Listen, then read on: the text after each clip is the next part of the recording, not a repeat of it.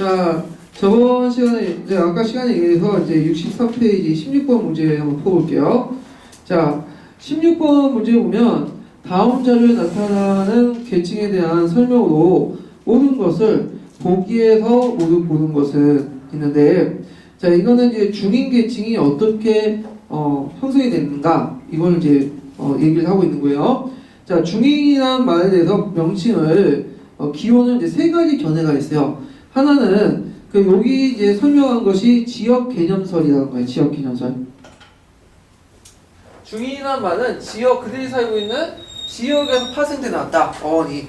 자, 예전에 한번 보면 여기가 이제 동대문, 서대문이 있고, 자, 배삼 인수할 때 우리는 한강이라고 하고 있지만 실제적으로 그 당시 예전에 환성을 흘렸던 중간 하층이 무슨 천이었죠? 청계천이었죠. 청계천을 이제 기준으로 해가지고 이제 있는데, 청계천 북쪽에는 북촌이 있었어요. 북촌. 이 북촌은 양반 중에 관리들 있죠.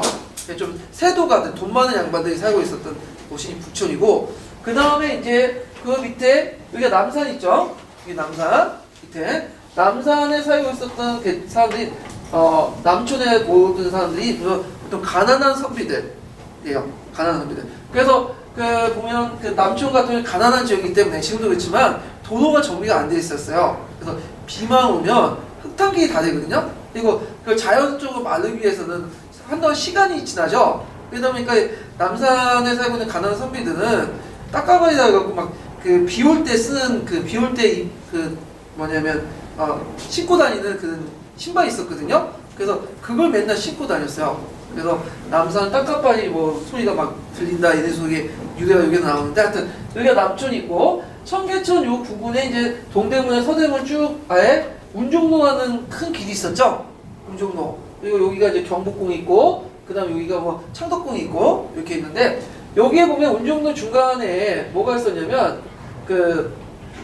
종로가 있었거든요. 그러니까 오늘날 말하는 시전상인 집단들이 여기 쭉 해갖고 행렬처를 구성하면서 했어요. 그래서 이제 중인들은 요 부분에 살았어요. 요 부분에.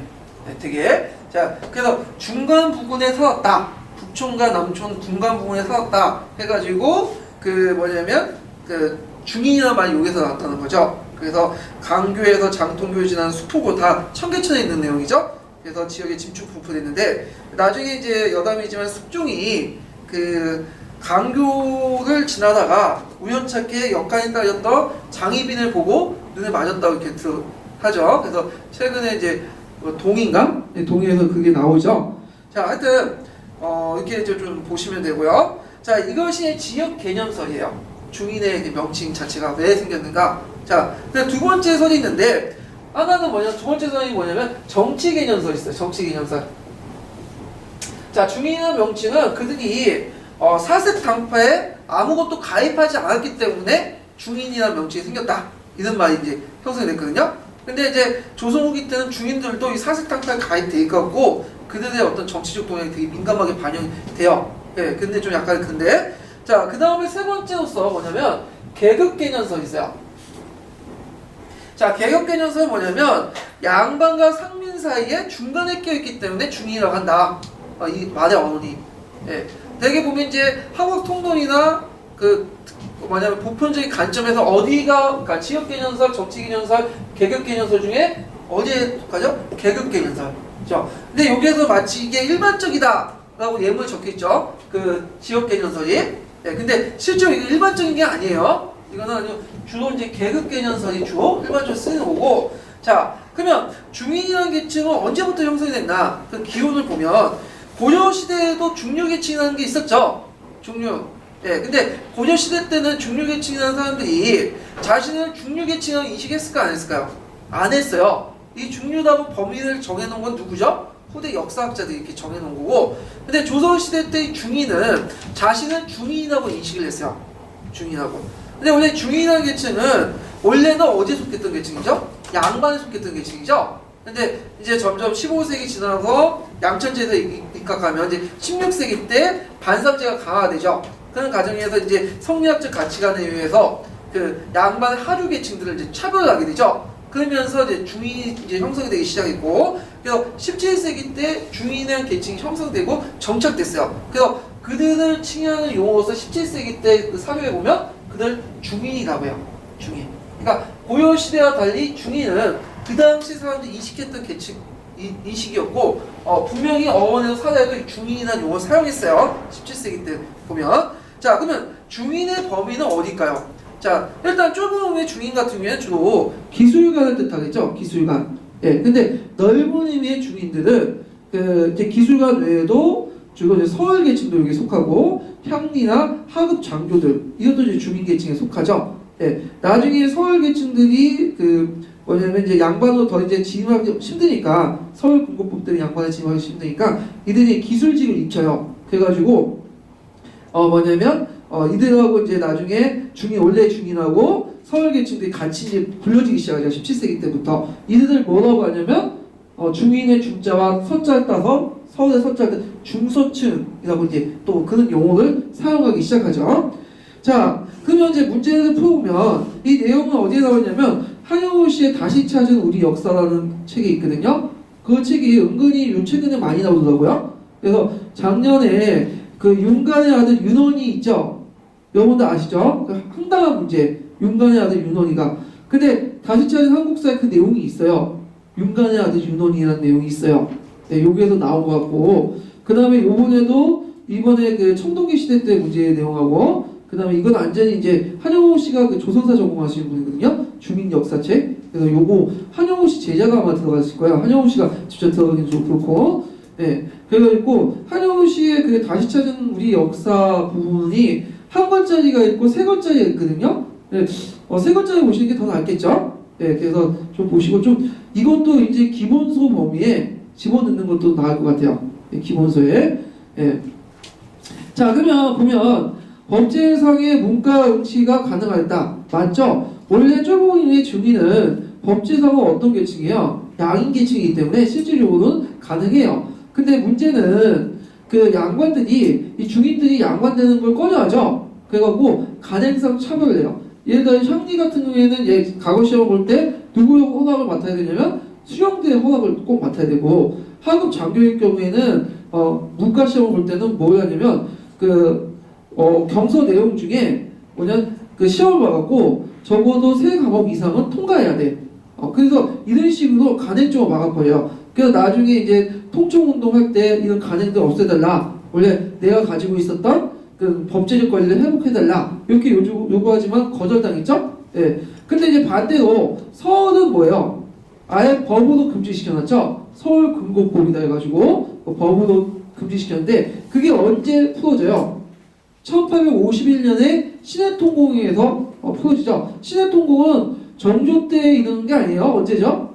철종이죠. 철종. 잘못 알고 있는데 정조 때 신해통공이 나온 게 아니에요. 정조 때는 다만 신해통공은 그 예전에 서울근고법은 살아있었고 다만 이제 그 몇 명 유독공이나 이덕공 이런 사람들을 뭐냐면 검서관으로 등용하는 거 약간 풀어준 것 뿐이에요. 예, 그걸 좀 명확하게 기억을 해주시고 자, 그 다음에 서울의 기술관으로 등용됨에 따라 동률로 인식되어 중서층이라는 말이 형성됐다. 맞죠? 17세기 이후에 형성됐고 자, 조선옥의 많은 시사들이 결성이 되어 문학활동을 통해 자신의 위상을 높이려고 했다. 맞죠? 이걸 무슨 문학이라고 하죠? 위양문학이라고 하죠? 그래가지고 대표적인 게 천수경의 옥계신사부터 시작해서 최경호의 직하시사, 배공무의 서울시사 여러 가지 시사들이 존재를 했어요. 그리고 주로 이제 양반직이나 국가도 그들이 지원해줬어요. 왜냐하면 너무 억눌릴 경우에 어떻게 돼요? 폭발이 나오죠. 그러니까 이런 거라도 풀어라.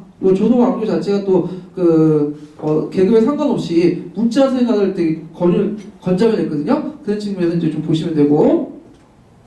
자, 그 다음에 이해를 보면 기술직이 청시되어 세습화되면서 15세기 때부터 양반과 상민의 중간 집단의 신분이 고착됐다. 자, 이거는 조선왕조 신분사를 어떻게 볼 것인가 가지고 관련되어 있는데 조선왕조의 신분을 크게 무슨 설과 무슨 설로 보죠? 양천제설과 반상제설로 보죠. 자, 반상제설은 이까 볼 때 이미 조선 초기 때부터 15세기 때부터 사색 계급이 형성됐다. 4개 계층이. 근데 양천제설은 15세기 때 형성된 것이 아니라 16세기 때 형성이 돼서 17세기 때 정착됐다. 그런 논리가 있죠. 그러면 이거는 어떤 선에 입각하면 틀린 건가요? 이거는 예? 양천재 선에 입각하면 틀린 거죠. 근데 반상재 선에 입각하면 맞는 거예요. 근데 여기는 이제 양천재 선에 입각해서 있고 보통 교과서나 통론에도 양천재 선에 입각하고 한 거죠. 16세기 때부터 이제 한 거고. 왜 그러냐면 반상재설이 주장했던 사람이 누구냐면 그 일본 간학자들이 주장했어요. 일본 신민사학자들이. 왜냐면 조선이나 왕조는 역동성이 떨어진다. 그래서 아예 처음부터 기속신분적인 성격이 갖고 있는 반상재가 초창기 때부터 있었다. 이런 논리를 제기하기 위해서 이렇게 했기 때문에 주로 학계에서는 양천재설을 받아들이고 있어요. 자, 그래서 이제 답은 4번이죠. 기억, 니은, 티귿. 자, 그 다음에 뒤에 넘어가서 이제 17번 보죠. 17번. 자, 이거는 이제 그 지도원하고 이제 물어보고 비교학습하고 연표학습은 이제 관련되는데 특히 비교학습 부분을 많이 물어봤죠. 그래서 학습 지도원이 주어지고 그 관련된 역교론 관련된 지식을 물어보는 그 유형이 많이 나오죠. 작년에도 나왔죠. 요번에도 나왔고. 자, 비교학습에서 여러분들 공부할 때 항상 그 비교라는 것을 볼 때 대조하고 차이점 있죠. 대조는 뭐죠? 두 개의 사물이 있으면 그걸 대조시키죠. 근데 비교는 같은 부주인데 그 안에 차이가 있으면 유사점과 차이점을 논하는 거죠. 이게 비교예요. 자, 그래서 비교학습의 특징은 유사점과 차이점 꼭 기억을 해두시고 그 다음에 비교학습 부분에서 이제 많이 나오는 것이 유의점 부분이에요. 유의점. 비교학습 했을 때 어떤 유의점을 가지고 있는 거예요. 이게 맨날 강고 소조로 나오는 부분이거든요. 그래서 예를 들어 특정한 이거 우연을 판단하지 말고 특정한 관점이 아니라 여러 가지 관점을 보고 비교 대상을 명확히 하고 그 내용들이 녹색책, 파란책 다 깔려 있으니까 정리를 해보셔야 되고요. 자, 그러면 일단 이런 문제를 풀려면 지문이 많이 나온 걸 보면 겁을 먹죠. 이 지문 다 어떻게 읽나? 시간이 없잖아. 그럼 어떻게 해석을 하냐면 이 지문을 보고 먼저 하는 게 아니라 그 밑에 있는 예문들 있죠. 그러니까 그 밑에 있는 1번부터 5번까지 지문을 보고 이 지문을 보고 위에 거를 해석을 하고 관련된 부분 찾아서 보시면 돼요. 다 볼 필요는 없어요. 시간 관계에서. 지금이야 다 분석하니까 보는 거고. 자, 여기 보면 여기는 이제 맞지 않는 것을 고르는 것인가. 두 개의 왕조의 경제 활동을 공통적으로 간과하고 있다. 지금 원나라하고 송나라하고 이제 하죠. 근데 여기 보시면 알겠지만 찾아보시면 알겠지만 송나라의 교자, 해자, 그 다음 원나라의 교초 집회를 해갖고 공통적으로 찾고 있죠. 그 다음 원과 송나라는 뭘 설치했다고 해서 해외무역을 간장하기 위해서 시박사를 설치했다고 했죠. 시박사는 당나라부터 해서 원까지 설치했던 곳이야. 시박사 해외무역 정당기구로서. 그래서 이거는 틀렸죠. 네, 일단 공통적으로 간과하고 있다는 건 틀렸고. 자, 2번을 보면 문화의 수준에 비교해 편견을 심어줄 수 있다. 자, 이거는 볼 수 있는 것이 어디 구조에서 나올까요? 이게 뭐냐? 자, 여기 그 맨 밑에 보면 두 왕조의 문화를 비교해 어느 문화가 더 나은지 판단해보자. 여기 나오죠? 근데 이게 이제 뭐와 관련돼 있냐면 비교학습의 유의점과 관련돼 있어요. 자, 비교학습 할 때 어떤 문화가 더 우월하다 이런 식으로 말하면 돼요, 안 돼요? 안 하죠? 네, 이건 우연을 판단하기 때문에 비교학습에서 좀 잘못된 비교학습이죠. 자, 그 다음에 이제 보면 사실의 선호관계를 알 수 있도록 지도하고 있다. 어디를 통해서 지도하는 걸 알 수 있을까요? 일단 찾아봐야겠죠? 그 위에 뭘 제시했다고 그러죠? 연표를 제시했다. 이렇게 나오죠? 연표학습을 같이 하고 있다고 하죠? 자, 연표학습이라는 것은 이건 연표학습 특징하고 이제 볼 수 있는데 그 연표학습은 사실의 선호관계와 그 다음에 인과관계를 명확히 파악할 수 있죠. 사실의 선호관계와 인과관계를 명확히 파악할 수 있죠. 자, 예전에 한번 기출로 한번 나왔던 부분이에요, 이거. 자, 그리고 연표학습을 앞에나 뒤로 해서 제시하죠. 보통 앞에 제시하는 거 뭘까요? 앞으로 배울 것이 뭐다 선행 조직자로 제시하는 거고 뒤에 제시하는 연표는 정리 차원에서 제시하는 거죠. 그래서 이런 기능도 가지고 있다는 걸 좀 기억을 해두시면 되고요.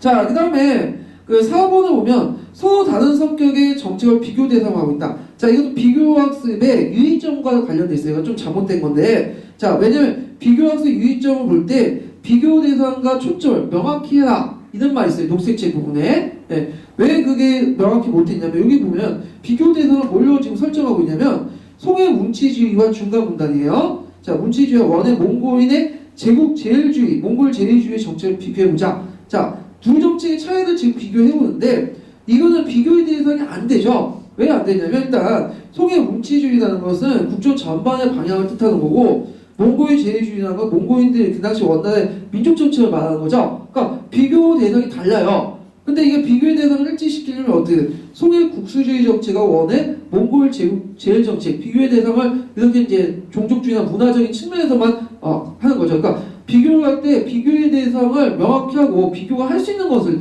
해야 돼요. 예를 들어서 이걸 비교할 수가 없겠죠. 자, 예를 들어서 남녀 간의 차이를 논할 때 이렇게 비교를 했다고 해요. 미국의 남자하고 그 다음에 한국의 남자를 비교한다든지 미국의 그 남자하고 한국 여자로 이렇게 비교한다는 건 말이 안 돼요. 문화적인 그 공통의 다른 요소를 배제해서 비교하는 거죠. 어떻게 비교해야 돼서 미국의 남자, 미국 여자, 한국의 남자, 한국 여자 이렇게 비교를 해야 된다는 거죠. 명확하게 해가지고 똑같은 성상에서 비교를 한다는 비교는. 자, 그 다음에 비교를 통해서 그 다음에 두 왕조의 차이점을 이해시키려고 했다. 그래서 여기에서는 그 당시 맞죠? 그래서 이제 여기에서 보면 비교를 통해서 두 왕조의 그 정치, 경제, 사회, 문화적으로 나름대로 두 왕조의 차이점을 비교하려고 노력을 했어요. 물론 여러 가지 차이점도 문제점이 있겠지만 그래서 답은 쉽게 1번이라고 이제 알 수가 있겠죠. 그래서 비교학습 관련된 문제에 많이 나오니까 꼭 기억을 해두세요. 이 부분. 자, 그 다음에 뒤에 넘어가서 이제 본 게 18번인데, 자, 이 18번은 이제 보면, 다음은 고려시대 때 어느 전시가의 일부를 도표한 것이다. 이 전시가에 대한 설명을 옳은 것을 보기에서 모두 고른 것은, 자, 이거는 결론적으로 경종 때 시작된 시점 전시가예요. 최초에 시작된 전시가. 근데 이 문제를 풀려면 통론이나 우리가 알고 있는 기본서 가지고는 안 돼요. 절대 안 돼요, 이거는. 뭘 알아야 되냐면, 한국사 국사 편찬 이론 있죠? 그 내용에 있는 관련된 논문을 찾아야지만 풀 수가 있어요. 그러니까 어떤 분은 이 도표 가지고 막 나한테 학원 강사 찍어 맞췄다 이런 식으로 이제 나한테 뭘 보고 그런 소리를 하는지 모르겠는데 시점 정식과 주제만 찍어 맞추면 되겠어요. 그 내용을 찍어 맞춰야지. 하여튼 그 뒤에 이제 잠깐 보시면 뭐냐면 이걸 설명하기 전에 뭘 이제 이해를 하셔야 되냐면 경종 때 정책을 좀 아셔야 되거든요. 일단 그래서 73페이지 잠깐 보세요. 73페이지.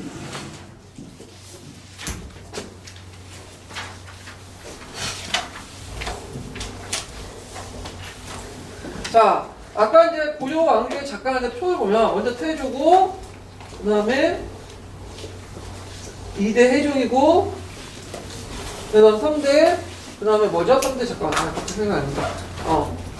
3대 누구죠? 정종이죠. 정종. 참고 정종은 또 한 명 있어요. 고려사에 정종 2명이에요. 예. 그 다음에 4대는 그 동생 강종이고 그 다음 5대가 누구죠? 5대가 지금 말하는 경종이죠.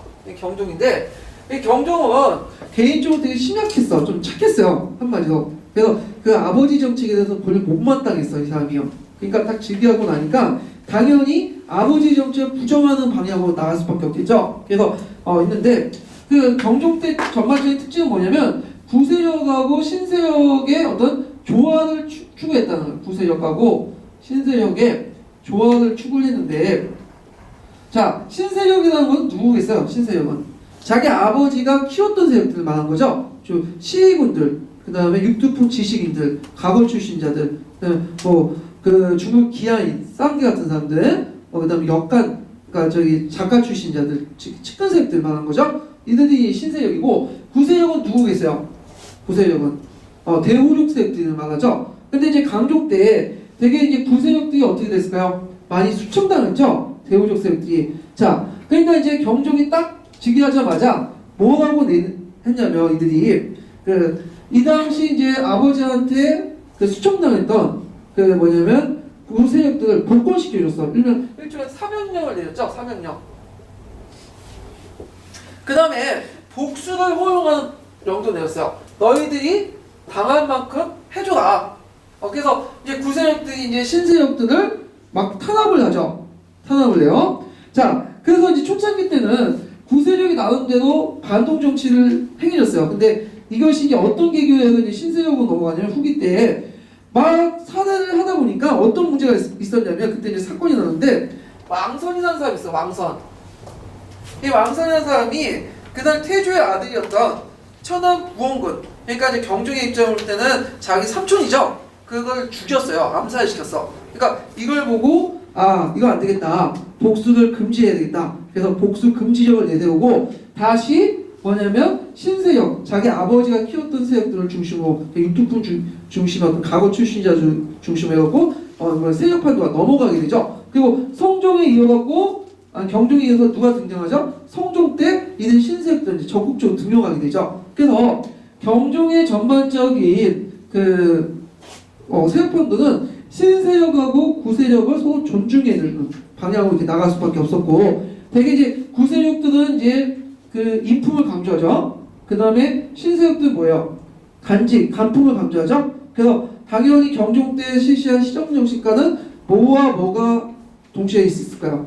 예, 인품과 간품을 고려하는 방향으로 시정정신과를 정비할 수밖에 없었죠. 이런 것들 좀 배경을 깔고 보셔야 돼요. 예, 그래서 그 관련된 그 당시 이제 강정시대 때 말년에 이렇게 해갖고 초창기 때 경종이 3.1년에 대해서 복수를 허용하니까 그 당시 잠깐 그 위에 있는 기사를 잠깐 볼까요? 그때 이제 최승로가 오조 정정평을 올렸죠. 그래서 5명의 황제에 대해서 이제 비판하면서 그때 경종이 그 얘기를 쭉 하는데, 그래서 경종이 그 당시 300년 내리고 그 당시 또 이제 복수를 허용하니까 여기 이제 그 상소 내용을 보면 훈신 숙장이라고 사람들이 누굴 죽였다고 했죠? 후생 첨적들을 죽였다 이렇게 돼 있죠. 그럼 여기서 훈신 숙장이라는 사람은 누구예요? 대우족 출신들, 예전에 강종 때 한번 당했던 그런 사람들이고, 그다음에 후생 첨적은 거기에서 나오는 후생 첨적은 누굴 뜻하죠? 새로운 강종 때 등장했던 신진 관료 세력들을 말을 해주는 거죠. 그래가지고 저 이제 시군, 하급 관리, 그 다음에 뭐 그 나중에 강종 때 그 해방 노비들이 많았죠. 이런 사람들. 그래서 대규모 사육전이 일어났던 걸 볼 수가 있죠. 여기에서. 자, 그러면 다시 이제 앞에 들어서 69페이지 표 보세요. 자, 그러면 요 표가 있는데 이 표를 좀 잘 해석을 하셔야 돼요. 왜냐면 이 우리가 알고 있는 이제 성종시대 때 문무상계제 있죠? 간직표 있죠? 간품이라고 할 때 보통 우리가 간품하면 뭐만 생각해요? 고려시대 간품을 문무상계제 그게 생각하죠? 근데 이건 언제 확립됐죠? 성종 때 확립된 거예요. 이거는 그러니까 이건 성종 전이니까 경종 때 얘기니까 그 당시에는 간품제가 확립이 안 됐어. 그래갖고 여러 품의 간품들이 뭐냐면 계속 섞여 있었어요. 다원적인 간품제예요. 이렇게 이해를 해주시고 되게 복잡해 이게. 그 다음에 여기 보면 자삼, 그 다음에 단삼, 비삼, 녹삼 이렇게 있죠. 자, 이건 뭘까요? 이거는 그 간품에 따라서 그 뭐냐면 색깔을 달리 입었죠. 옷 색깔을. 그래서 이걸 강종 때 실시한 무슨 공복제죠? 사색 공복제. 그래서 이 사색 공복제 입각해갖고 이렇게 나눠서 이제 보는데, 자, 여기에서 이제 좀 보는 게 이제 좀 설명하는 게 크게 4개 계층으로 나누죠. 사색 공복을 바탕으로 해서.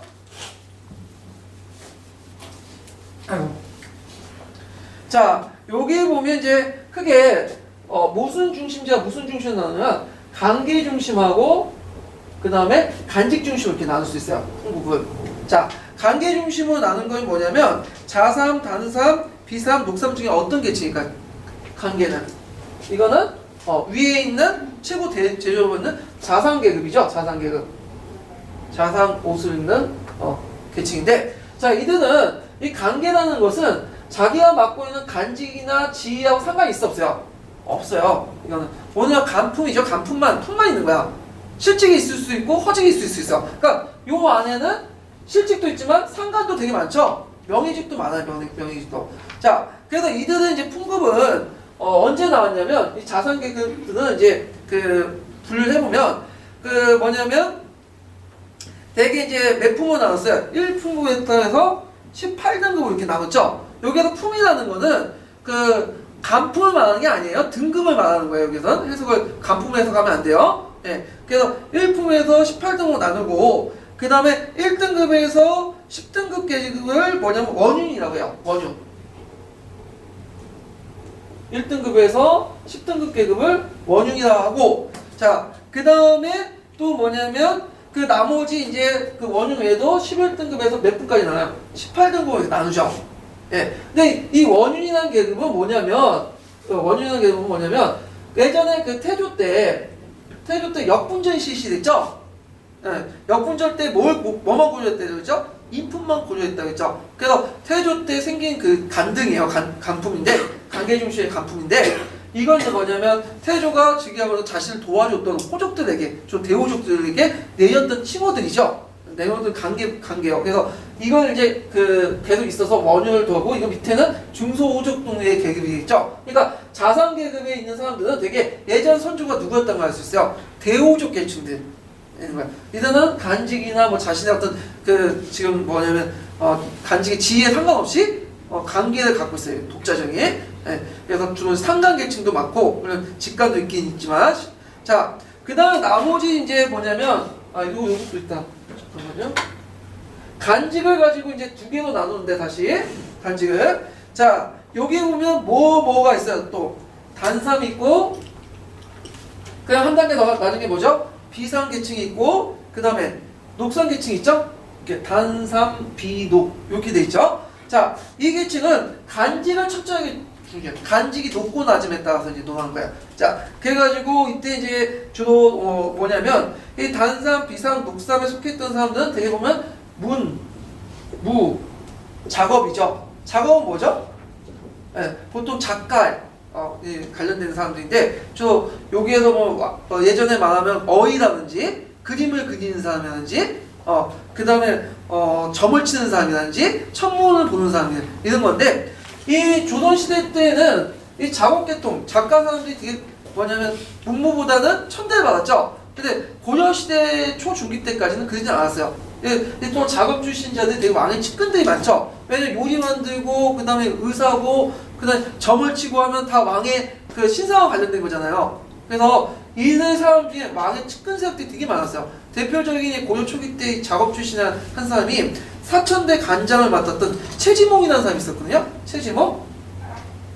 이 사람은 나중에 이제 그 태조부터 해서 성종 때까지 6명의 그 왕을 모셨고 그 해종이나 정종이 그 사대 음무를 할 때 이 사람이 알려줘서 피하게 했던 사람이니까 최측근 사람이죠.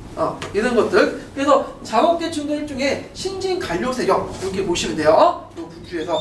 그 다음에 이제 여기 좀 눈여겨볼 게 뭐냐면 단상계층 있죠? 단상계층에 따로 문관들 외에도 무관들을 만들어서 단상계층에 5등급을 나눴어요. 5등급. 1등급에서 5등급을 나눠서 특별하게 무관들에게만 이렇게 전시가를 줬어요. 그러니까 요게 이제 그 단상은 지금 1등급에서 10등급만 준 걸로 이렇게 돼 있죠? 표에 보면. 근데 이거는 문관용이고 문관과 작가용이고 또 무관들에게 따로 한 거야. 그러니까 오늘날 그 공무원의 교사는 별칭직이죠?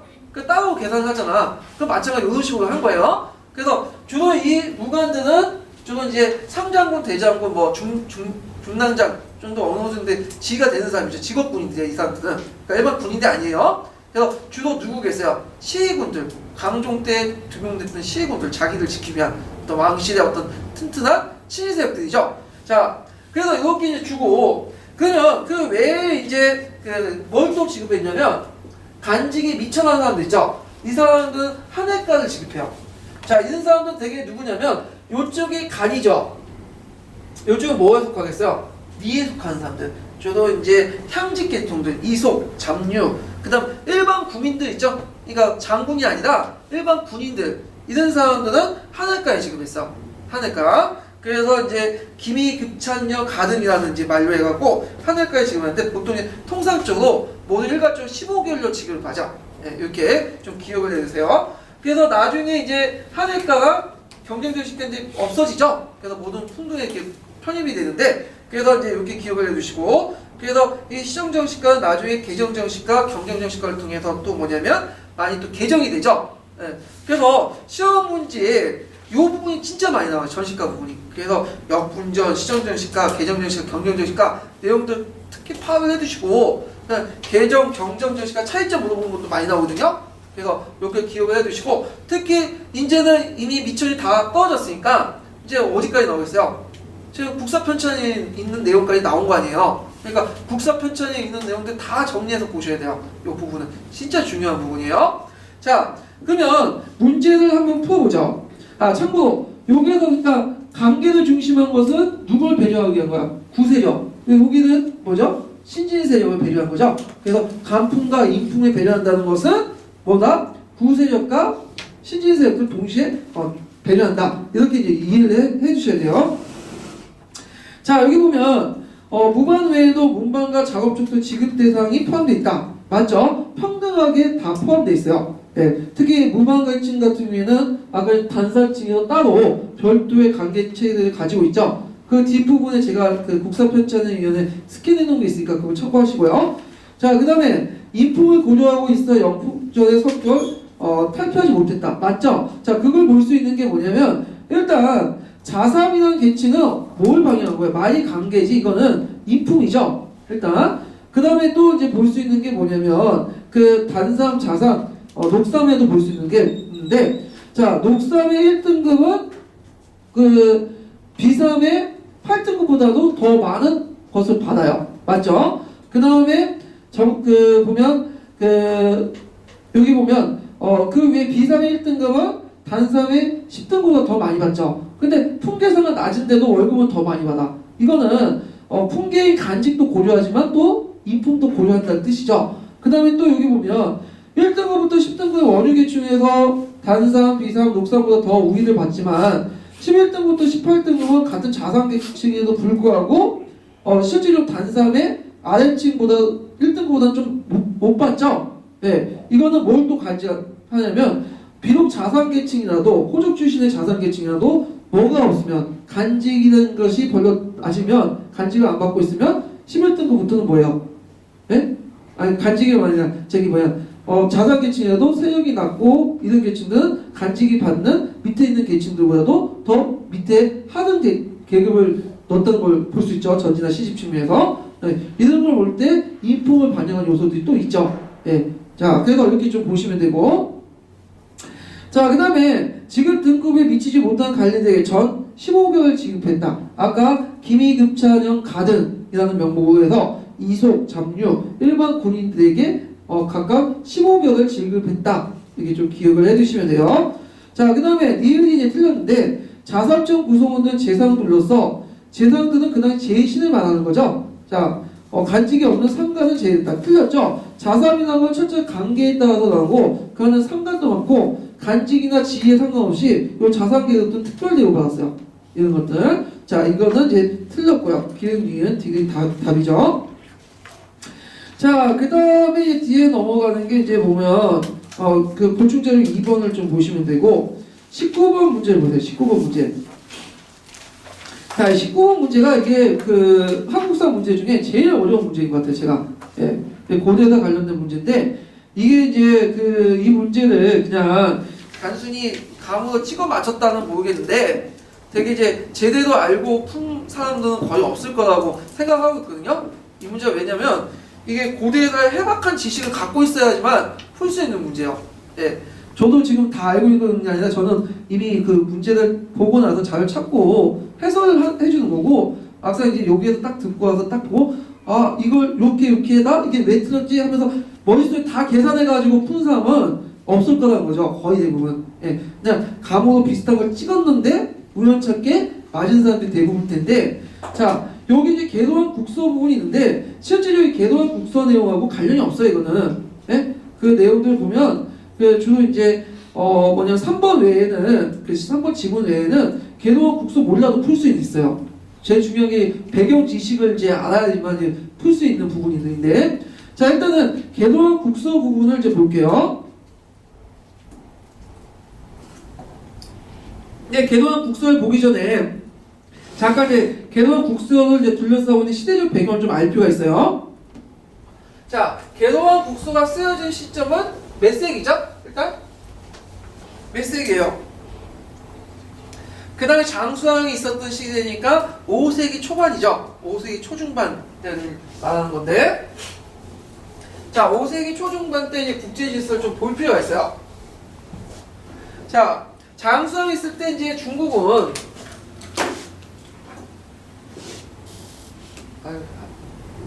그림이 엉망인데 대충 보시고 자 여기 보면 해수를 경계로 해가지고 북쪽은 누가 있었어요? 예? 북이가 있었죠. 북쪽. 북이 있었고 남쪽은 누가 있었을까요? 송제 양진 중에 예, 송 있었죠. 송나라 누가 세웠죠? 유유라는 장군이 세웠어요. 그래서 이걸 다른 말로 다른 송과 구분해서 유송이라고 해요. 유송. 예. 그 다음에 북이 위에 만리장성이 있고 그 이제 북방에는 뭐가 있었죠? 중국사에서 유연이라는 종족이 있었죠. 그래서 유연을 다른 말로 유유라고 해요. 여기 이제 사료에서 보면. 자, 그 다음에 이제 여기 이제 고구려 백제가 있고, 그 다음에 고구려가 있었고, 장수왕이 있고, 고구려 장수왕이 이제 집권하고 있었죠. 자, 장수왕은 그때 이제 수도를 국내성에 있다가 어디로 천도했어요? 평양으로 천도를 했죠. 왜 천도를 했을까요? 여러분들 알죠? 남진 정책을 하기 위해서 천도한 땅을 다 알고 있어요. 근데 장수왕의 외교 정책의 주요 포인트가 뭐냐면 이때 남북조 시대니까 이제 북쪽은 진출 못하죠. 북이가 있으니까. 그러니까 이제 남쪽으로 진출하게 되는데, 자, 장수왕은 북이만 친교를 맺은 게 아니라 어디까지? 유송까지 친교를 맺었죠. 예, 그래서 남북조를 동시에 했어요. 이걸 무슨 외교랄까요? 다면 외교라고 하죠. 그래서 절저하게 이제 그것도 유형과도 친교를 맺었어요. 그러니까 북쪽에 있는 중국 세력과 대륙 세력들, 유목 세력들을 다 친교를 맺으면서 북방을 안정화시켰어. 이 다면 외교의 특징이 북방을 안정화시켜서 중국으로부터 침을 막는 거예요. 왜 막으려고 했을까요? 일단은 예? 남쪽을 침공하려면 공격하려면 어쪽이 안전화시켜야 돼요? 북쪽 국경선을 안정화시켜야 될 거 아니에요. 그래서 이제 주요 맥락인데 물론 시대마다 약간의 차이가 있어요. 여기에서는 미세적인 부분은 이제 좀 차이가 있긴 있는데, 자, 전반적으로 그렇다는 거예요. 자, 그래서 처음에 이제 장수왕이 등극하고 나서 북이하고 이제 그 뭐냐면 관계를 맺었죠. 북이하고. 근데 이거 나중에 다 언급할 텐데 북이하고 관계를 맺을 때 무슨 사건이 나중에는 풍웅 사건이 터졌어. 풍웅 사건. 그래서 이 풍웅 사건은 나중에 좀 이따 설명해 드릴게요. 그래서 관계가 단절되고 있다가 나중에 장수왕 50년 이후에 다시 장수왕이 북이하고 손을 맺게 된 거예요. 왜 그러냐면 장수왕 입장을 때는 수도를 국내성에 평양성에서 옮겨놓고 이제 남진 정책을 하려고 하는데 북이하고 관계가 거꾸로 오면 되겠어 안 되겠어? 안 되겠죠. 그러니까 이제 그 북이하고 관계를 맺은 거예요. 맺고 그리고 전에 또 누구하고 관계를 맺었냐면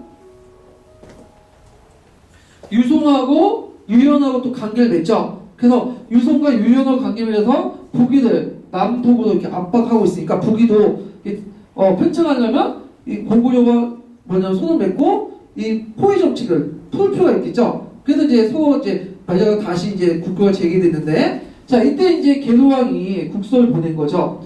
자, 계도왕의 입장 올 때는 이제 국내적인 입장을 봐요. 이 사람이 이제 보면 계도왕이 딱 즉위할 때 이제 좀 정변이 있었다 봐요. 그것까지 설명하면 좀 길고, 일단 정변이 있어서 그 당시 이제 그 사시와 누구죠? 해시 세력들이 권력을 장악하고 있었어. 그래서 계도왕은 이 사시와 해시 세력을 제거해버리고 그 다음에 누굴 등용했냐? 부여시. 부여시는 뭘까요? 여시라고 하죠. 중국 기록에서는 주로 이제 그 왕족들을 이제 등용을 하게 돼요. 왕족들을. 그래서 자신의 친위 세력을 강화시키고 그 다음에 이제 대규모의 통합공사를 하게 되죠. 그래서 통합공사, 성곽을 수리하고 이런 공사를 해서 중앙집권을 깨야죠. 예. 그래서 이제 하다 보니까 당연히 불만 가진 세력들이 있겠죠. 특히 사신의 해시 같은 귀족 세력들이 불만을 갖겠죠. 그래서 그 일부는 고구려 망명하고 그런데, 자, 그러니까 계도왕은 이 내부의 불만을 밖으로 표출시키려고 했어요. 그래가지고 뭘 했냐면 그 예전에 좀 잠잠했던 고구려의 관계에서 긴장 관계를 이제 도입하게 되죠. 그래서 아시안 이후에 이제 고구려가 한번 당하고 나서 입 다물고 있었는데 이때부터 이 계도왕이 이제 집정거리기 시작하죠. 고구려와. 그 다음에 또 장수왕도 뭐예요? 남진 정책을 하다 보니까 누구와 충돌할 수밖에 없어요. 계속 그 백제와 충돌할 수밖에 없겠죠. 자, 근데 이제 계도왕이 객관적인 국력을 볼 때 도저히 고구려를 상대할 수 없는 거예요. 예. 그러니까 이제 누구하고 이제 도움을 요청을 했냐면 처음에는 유송을 이제 했는데 유송은 솔직히 말해서 거짓상 더 필요성이 없죠. 그러니까 북위에 이제 사신을 보내가지고 우리 좀 도와달라. 니네들이 그 북쪽을 북쪽을 쳐주면 장수왕이 더 이상 남진 정책을 못하죠. 그러니까 좀 도와달라. 그래놓고 이제 계도왕이 이제 그 장수왕을 막 막 고구려를 막 헛되기 시작하죠. 계룡왕 국서 내용을 보면. 그래서 장수왕이 너희하고 지금 친교를 맺고 있는데 그것은 너희들 진심으로 해갖고 한 게 아니라 다 꿍꿍이 속이 있다. 겉으로는 막 웃고 있지만 유효하고 유송은 이제 손을 맺고 너희들 계속 압박하고 있고 너희들이 이제 공격을 하면 그 고구려에 있었던 풍일파들, 불연의 일파들과 그다음 한사국이 그때 점령당했죠. 한사국 한인색들이 결탁을 해갖고 너희들 도와줄 거다. 그러니까 우리 좀 도와달라 하면은 비굴한 말도 써가지면서 막 올리죠. 근데 이제 북의 입장에 올 때 이거 들어줄 수 있어 없어요? 없어요. 왜냐면 북의 입장에 올 때 고구려하고 관계가 꺾으면 유효하고 싸우는데 지금 뭐냐면 정신이 없겠죠. 근데 고구려까지 상대하려면 벅찬 거야. 그러니까 그 뭐냐면 계로왕의 국서를 보고 확인한다고 하면서 이제 그걸 이제 누구한테 알려줘요? 그 당시 고구려 장수한테 알려주죠. 그러니까 거절하면서 또 고구려 장수왕이 그걸 또 국서를 봤죠.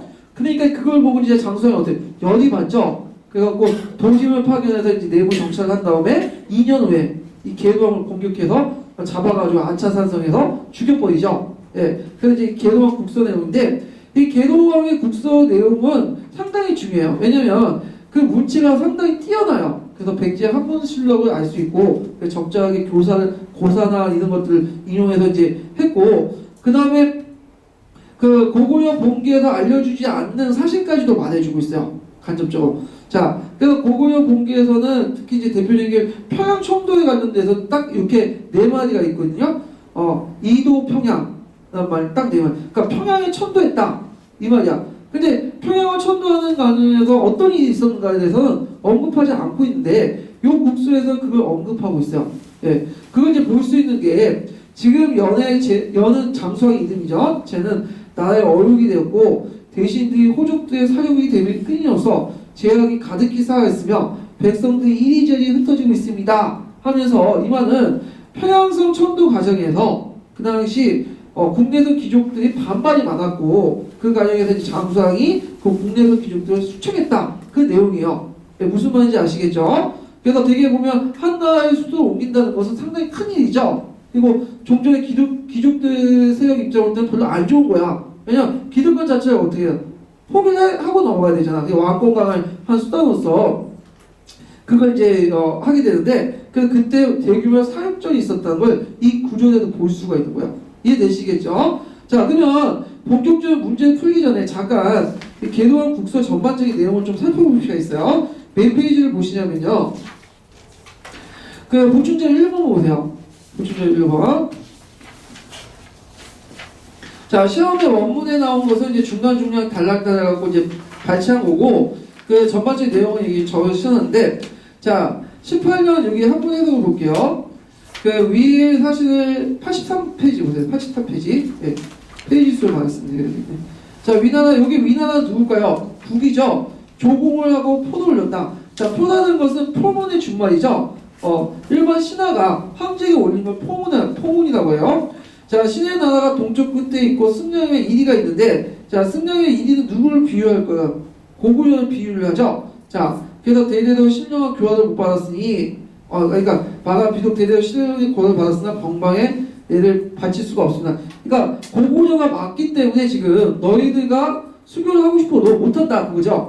왜 그러냐면 그 당시 항로를 좀 볼 필요가 있어요. 그 당시 항로는 중국을 갈 수 있는 항로가 몇 가지가 있을까요? 세 가지죠. 하나는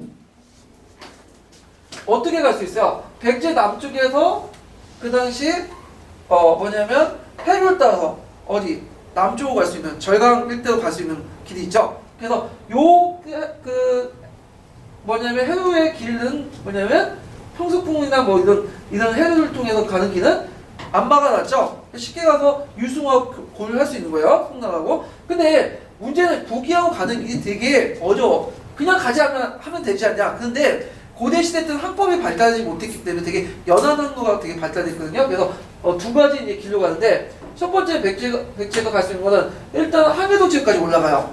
그래서 항해도에서 이렇게 직선하면 여기가 상동반도거든요. 상동반도 두 번째 길 있고 또 하나의 길은 어디냐면 여기에서 쭉 가서 고구려 연안을 따가지고 여기에서 요동반도 지어갖고 밑으로 내려가는 길 세 번째 길이 있어요. 근데 장수왕이 나중에 이제 여기까지 항해도일 때까지 장화가 될 보이죠? 원래는 그 지역이 백제 영역이었는데 그러다 보니까 요번에 두 번째 길이 막힌 거야.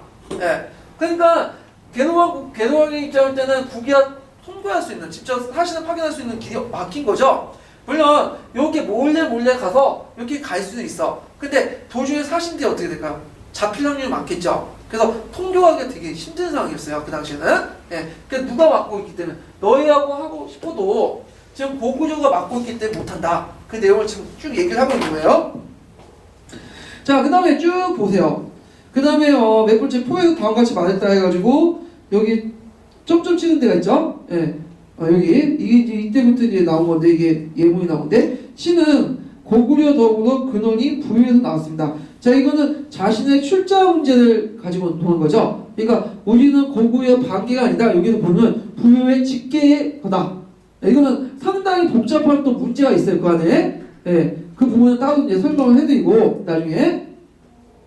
자, 선세 때 우인을 두텁게 하였는데 그 할아버지인 세가 이웃나라 우의 가벼이 붙여버리고 친히 군사를 거리고 시내의 국경을 한 번 짓밟았습니다. 자, 여기 세라는 것은 고구 원왕의 이름을 말하는 거예요. 세. 예, 세를 말하는데 그때 이제 아까 이제 그 당시 이제 보면 4세기 때 고구려가 미청왕 때 어디를 점령하죠? 대방군하고 남남군을 멸망시키죠. 근데 남남과 대방이 그때 완전하게 고구려에 들어갔다고 보기 힘들고 그때 이제 대방고지 항해도 일대가 있죠. 이 항해도 일대를 이제 둘러싸고 고구려 백제 충돌이 되게 많았어요. 그때 이제 근초고왕과 군구수왕, 군구수왕이 이제 항해도 일대를 이제 점령하고 어디까지 공격을 했냐면 평양을 공격했거든요. 근데 요게 평양이라는 것은 지금의 평양이 아니에요. 그래서 평양 위치 부정했고 여러 가지 설이 있는데 남평양 일대, 그러니까 항해도 남쪽인가 에 보고 있어요. 하여튼 거기에 이제 공격을 했는데 그때 백제군이 왔다는 소식을 듣고 중앙에서 누가 파견해? 직접 왕이 고구 원왕이 병력을 이끌고 내려와서 거기를 지키고 있었죠. 그래서 그때 이제 군구수왕이라고 있는데 여기에서 이제 좀 주의해서 보세요. 그때 왕은 어떤 왕이었죠? 그때 왕은 근초고왕 때죠. 근초고왕 때요. 그래서 근초고왕이 와가지고 싸운 걸로 이렇게 아시는 분이 있는데 이거 뭐 일본 개도서에서 막 근초고왕이 죽였다 이런 식으로 얘기를 하는데 이건 잘못된 거예요. 왜냐면 근초고왕은 총사령관이었고 실제 운영에 싸움을 했던 사람은 그의 태자였던 군구수왕이에요. 그 당시에는 이름이 수였죠. 수. 왜냐면 백제 같은 경우는 참고로 시호제가 언제부터 시시했어? 백제는 동송왕 때부터 하고 예전의 왕들은 되게 이름에다가 그 왕을 붙인 거예요. 그러니까 이게 수라고 할 수 있고 다만 이제 구수라고 하죠. 근데 줄여서 수 이렇게 불러요. 이렇게 근이라고 붙인 거는 예전에 구수왕이 있었어요. 그래서 구수왕과 그때 지금 그때 이제 예전에 구수왕과 지금의 구수왕을 구분하기 위해서 이걸 가까운 근자를 붙인 거예요. 초고왕도 마찬가지죠. 네. 그러니까 원래는 구수예요. 근데 중국에서 외자 발음으로 이렇게 기록하는 게 있기 때문에 되게 수 이렇게 해서 기록을 하죠. 예. 하여튼 수가 실질적인 병력을 이끌고 와가지고 싸운 거예요. 근데 이제 그때 삼국사기의 기록을 보면 나오는 하살에 유씨라고 하거든요. 유씨의 고고 원왕이 맞아 죽었다 이렇게 돼 있어요. 그러니까 그 어떻게 누가 죽였는지에 대해서는 자세히 기록이 안 돼 있어. 그렇지만 실제적으로 병력을 누가 이끌었죠? 군구 수왕이 이끌었기 때문에 여기에서는 수라고 기록한 거예요. 정확히 기록을 해서 근초고왕이 아니에요. 여기는 수는. 자, 근데 이때 여기에서 물론 가장됐죠. 수가 와가지고 그 목을 베어가지고 꼬창에 올라가고 했다. 이건 다 가장된 얘기고 여기에서 이제 알 수 있는 것은 군고 수왕이 뭐냐면 병력을 이끌어서 고고 원왕을 죽이고 이때부터 이제 백제하고 고구려는 어떻게 돼요? 원수지간이 되는 거죠. 그래서 이제 고구려가 계속 공격을 하고 아시망 때는 또 항복하고 그렇게 이제 하는데 그래서 이제 그때 그 백제는 원한이 사무쳐서 그 고구려의 그 강개토 대항 위해서는 얘들을 뭐라고 지칭하고 있어요? 백잔이라고 지칭하고 있죠? 네, 백잔. 그래서 이런 것들 좀 기억을 해 두셔야 돼요. 그래서 이때부터 고구려와 백제 간의 원한이 시작됐다. 이걸 이제 보죠. 자, 그 다음에 이제 좀 이렇게 보면 그러나 보세요. 그러나 풍시의 운수가 다하여. 근데 자, 이 풍시라는 사람은 뭘까요? 이거는 풍혼이야, 풍혼. 이게 뭐냐면 잠깐 이거 좀 약간 설명이 필요해요.